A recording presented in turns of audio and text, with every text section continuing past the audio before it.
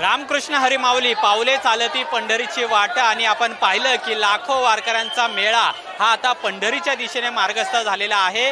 आज संत ज्ञानेश्वर महाराज यांचा पालखी सोहळा हा नीरा येथे दुपारच्या विसाव्यासाठी आलेला आहे आणि पुणे जिल्ह्यातला आजचा हा शेवटचा दिवस खरं तर माऊलींच्या पालखी सोहळ्याचा आहे आणि आपण पाहतोय की नीरा येथे दुपारचा विसावा आणि या विसाव्याच्या ठिकाणी ग्रामस्थांनी माऊलींचं दर्शन घेण्यासाठी मोठी गर्दी केलेली आहे। LS मराठीच्या माध्यमातूनही माऊलींच्या पादुकांचं दर्शन आपण प्रेक्षकांना घडवत आहोत। आज पुणे जिल्ह्यातला हा शेवटचा मुक्काम माऊलींच्या पालखीचा आहे आणि आता दुपारनंतर नीरा स्नान झाल्यानंतर माऊलींचा पालखी सोहळा हा लोणंदमध्ये म्हणजे सातारा जिल्ह्यामध्ये प्रवेश करणार आहे। सगळा हा सोहळा याची देही याची डोळा अनुभवण्यासाठी आपण पाहिलं ग्रामस्थांनी मोठ्या संख्येने गर्दी केलेली आहे।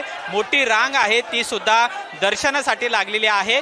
जवळपास 88 ते 90 किलोमीटरचं अंतर आता वारकऱ्यांनी आणि माऊलींच्या पालखी सोहळ्यांनी पार केलेला आहे। आळंदीपासून सुरू झालेला हा सोहळा आता नीरापर्यंत येऊन पोहोचलेला आहे। आज शेवटचा दिवस हा पुणे जिल्ह्यातला असणार आहे आणि त्यामुळे आज भक्तिभावाने पुणेकर त्याचबरोबर पोलीस प्रशासन हे माऊलींच्या पालखी सोहळ्याला निरोप देणार आहे आणि त्यानंतर सातारा जिल्ह्यामध्ये माऊलींचा पालखी सोहळा हा प्रवेश करेल।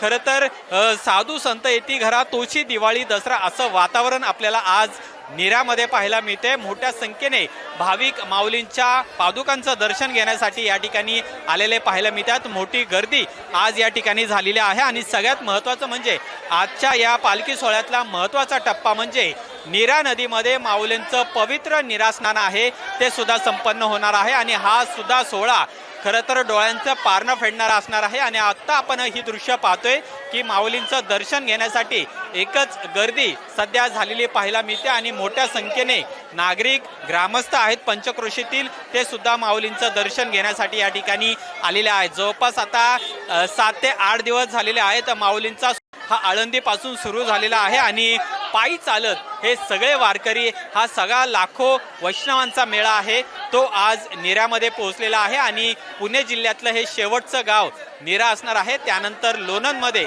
माऊलींचा पालखी सोहळा हा पोहोचणार आहे आणि मोठ्या उत्साहाचं वातावरण आणि भक्तिमय वातावरण सध्या आपल्याला नीरामध्ये सुद्धा पाहायला मिळत आहे। कॅमेरामॅन रोहित वनकटेसह अमोल धर्माधिकारी LS मराठी नीरा।